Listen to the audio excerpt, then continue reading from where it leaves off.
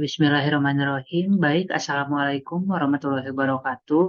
Selamat sore semuanya.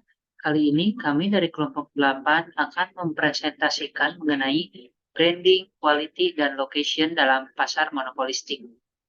Nah, sebelum memulai presentasinya, izinkan saya sebagai moderator untuk memperkenalkan anggota-anggota saya.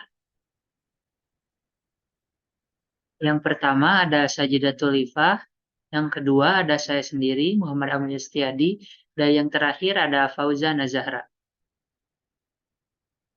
Nah, untuk materi yang akan kita sampaikan yaitu mengenal pasar monopolistik, mengenal branding, quality, location dalam pasar monopolistik, lalu keseimbangan dan contoh kasus dalam pasar monopolistik. Untuk materi yang pertama akan disampaikan oleh Fauza. Untuk mengefisienkan waktu dan tempat, saya persilahkan. Terima kasih. Oke, baik. Terima kasih ya kepada moderator yang telah mempersilakan kepada saya. Di sini saya akan menjelaskan mengenai pasar persaingan monopolistik. Pasar monopolistik merupakan suatu sistem pasar yang di dalamnya terdapat banyak sekali produsen atau perusahaan yang saling berkompetisi dengan barang atau jasa yang sama dengan perusahaan lainnya. Namun, meski memiliki produk yang sama, tetap memiliki ciri khas masing-masing sebagai bentuk pembeda, seperti warna, bentuk, hingga spesifikasi produk yang disajikan. Next.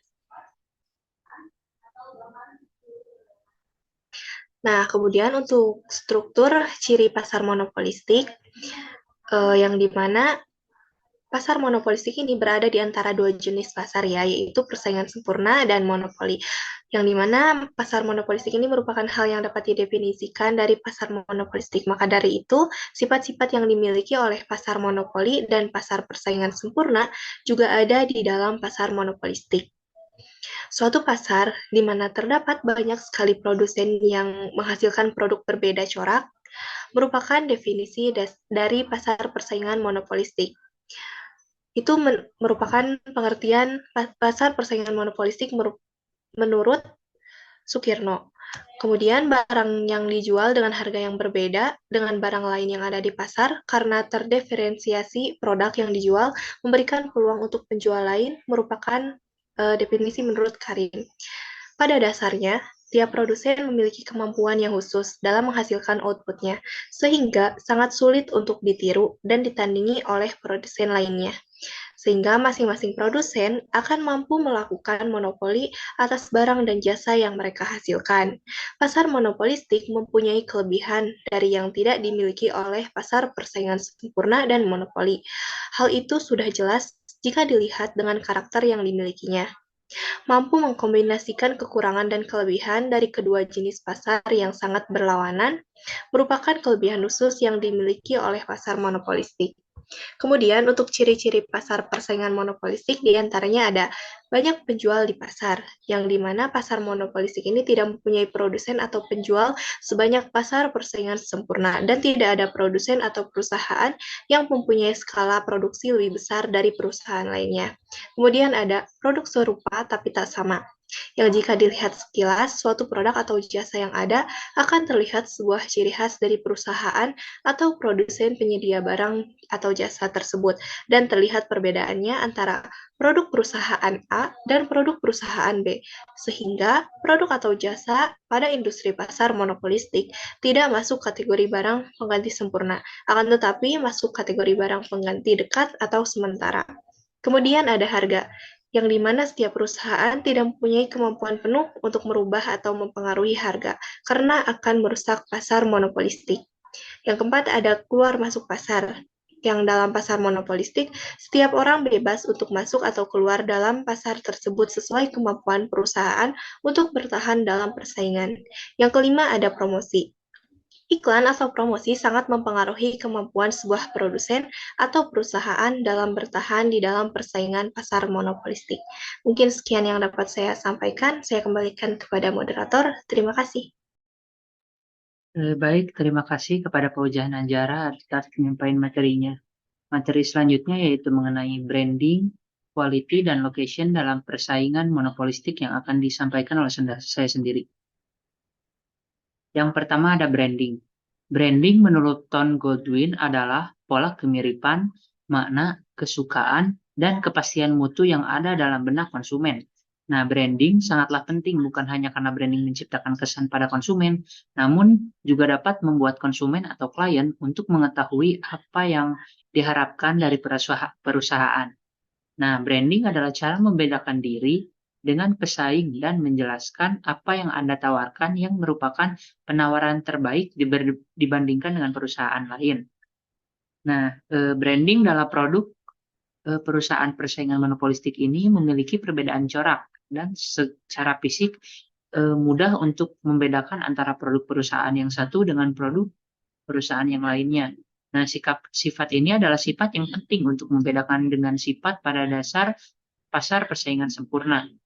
Nah, perbedaan-perbedaan lain dapat berupa pembukusannya, cara pembayaran dalam pembelian, pelayanan penjualan, dan sebagainya. Lalu yang kedua ada lokasi. Jumlah dan jenis lokasi tersedianya produk juga merupakan salah satu alat diferensiasi.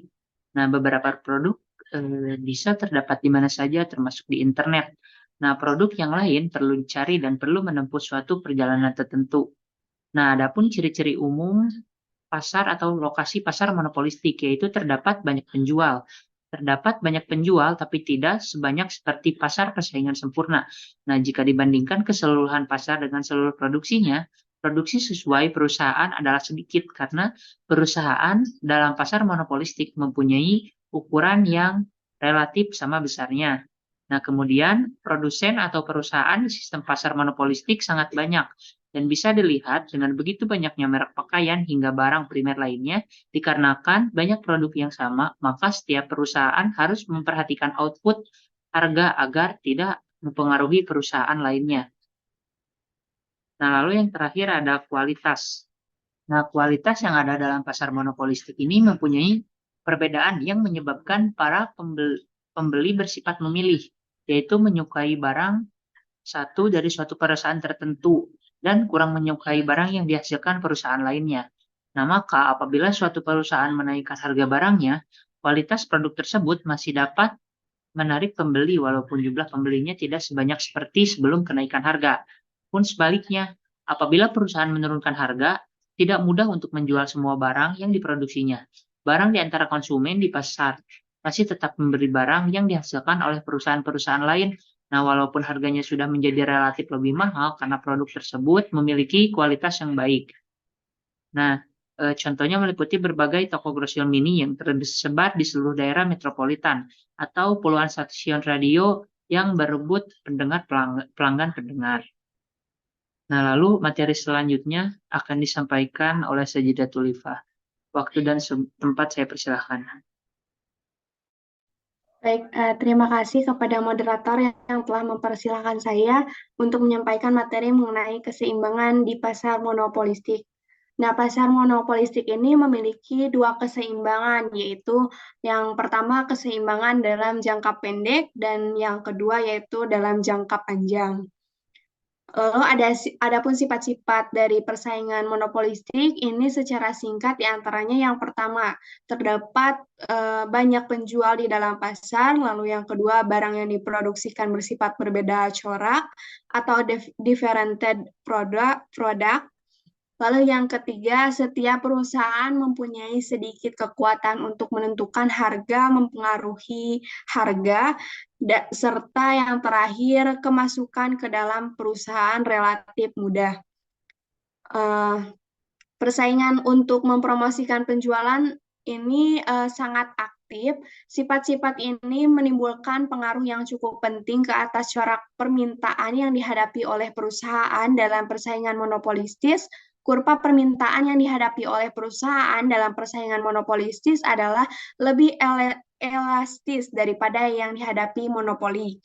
Tetapi elastisnya tidak sampai mencapai elastis sempurna atau kurva permintaan adalah sejajar sumbu datar, yaitu kurva permintaan yang dihadapi suatu perusahaan dalam persaingan sempurna.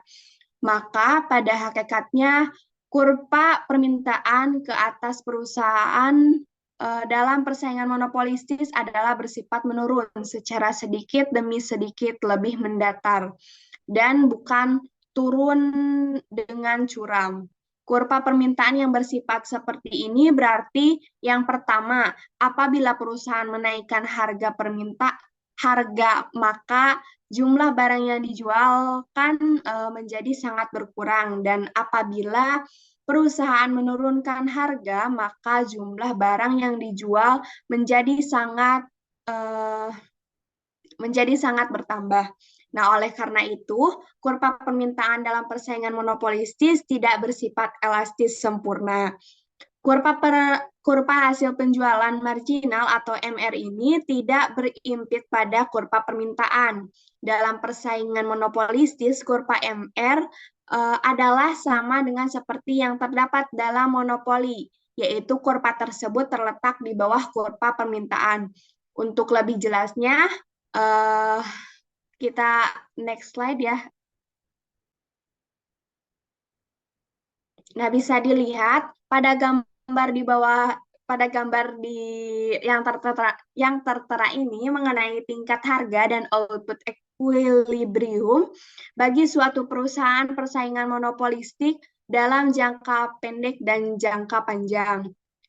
Gambar A ini menunjukkan equilibrium jangka pendek karena produk perusahaan berbeda dengan persaingannya, kurva permintaan. D, berkemiringan negatif, ini adalah kurva permintaan perusahaan, bukan kurva permintaan pasar yang kemiringannya lebih curam.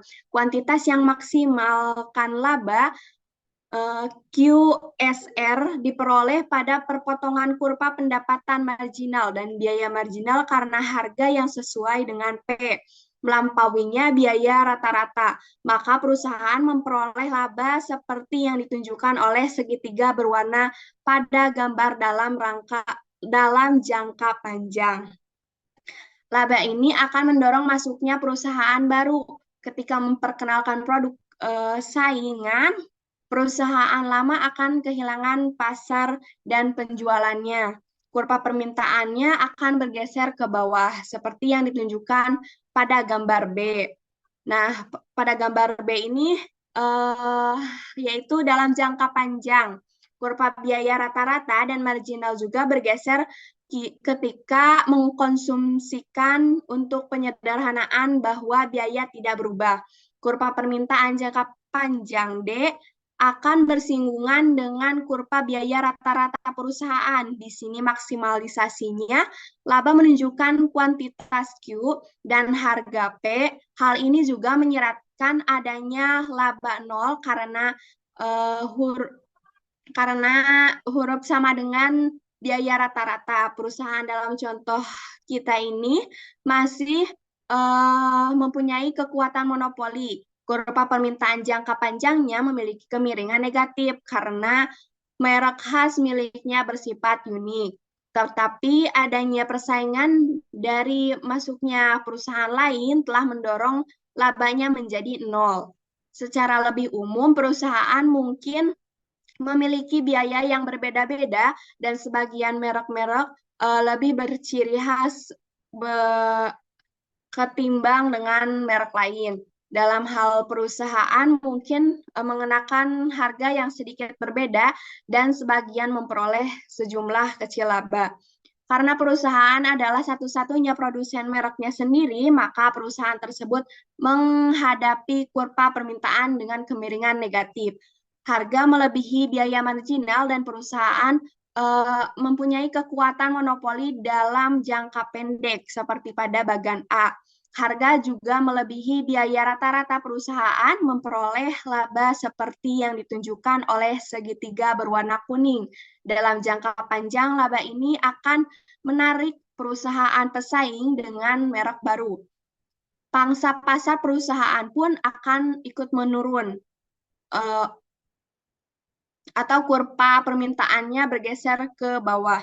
Dalam equilibrium jangka panjang seperti pada bagian B, P sama dengan biaya rata-rata, sehingga perusahaan memperoleh laba nol, meskipun perusahaan A konstan monopoli. Sekian yang dapat saya sampaikan, saya kembalikan kepada moderator. Baik, terima kasih kepada Sajidatul Lifa atas pemaparan materinya. Lalu materi selanjutnya mengenai studi kasus yang akan disampaikan oleh saya sendiri. Nah, di dalam studi kasus ini terdapat dua contoh. Yang pertama pabrik rokok, yang kedua yaitu pabrik sepeda motor. Nah, yang pertama ini pabrik rokok. Pabrik rokok seperti Jarum, Gudang Garam, Jisamsu, sama-sama memproduksi rokok. Tapi setiap perusahaan mempunyai ciri khasnya masing-masing. Nah, bahkan yang dipatok oleh masing-masing perusahaan juga berbeda-beda. Tidak ada standar yang bisa menentukan bahwa harga dari produk tersebut sama ataupun seragam. Nah, lalu selain itu, setiap perusahaan mempunyai kuasa untuk memengaruhi pasar menggunakan produk yang dimiliki, tetapi mereka tidak bisa memberikan pengaruh harga kepada keseluruhan harga pasar ataupun harga yang ditetapkan oleh pesaingnya. Adapun perbedaan dari yang dapat kita lihat dari semua contoh produk dari pabrikan di atas adalah mengenai racikan rokok, tampilan desain kemasan, dan juga varian yang disediakan. Nah, lalu yang kedua ada pabrik sepeda motor. Nah, pabrik sepeda motor ini di mana motor keluaran Honda selalu dianggap lebih irit dibandingkan dengan sepeda motor merek lainnya. Sementara motor keluaran Yamaha dinilai lebih mempunyai tenaga yang unggul dibandingkan dengan sepeda motor lainnya. Nah, hal itu adalah salah satu contoh yang ada di pasar persaingan monopolistik, di mana kedua brand tersebut sama-sama memproduksi sepeda motor. Nah, akan tetapi keduanya mempunyai karakteristik yang cukup berbeda. Nah, baik untuk hasil akhir dan kesimpulannya yaitu pasar persaingan monopoli merupakan suatu sistem pasar yang di dalamnya terdapat banyak sekali produsen atau perusahaan yang saling berkompetisi dengan barang atau jasa yang sama dengan perusahaan lainnya, namun tetapi memiliki ciri khas yang masing-masing. Nah, dalam monopolistik, branding, kualitas, dan lokasi adalah faktor penting. Nah, branding dalam produk perusahaan persaingan monopolistik memiliki perbedaan corak secara fisik dan mudah untuk membedakan antara produk bersamaan dan dengan produk perusahaan lainnya. Nah, jumlah dan jenis lokasi tersedianya produk juga merupakan salah satu alat pembeda. Nah, lalu yang terakhir adalah kualitas yang ada pada monopolistik memiliki perbedaan yang menyebabkan para pembeli bersifat memilih, yaitu menyukai barang dari suatu perusahaan tertentu dan kurang menyukai barang yang dihasilkan perusahaan lainnya. Mungkin sekian yang dapat kami sampaikan. Mohon maaf jika ada kekurangan. Saya sebagai moderator pamit undur diri. Wassalamualaikum warahmatullahi wabarakatuh.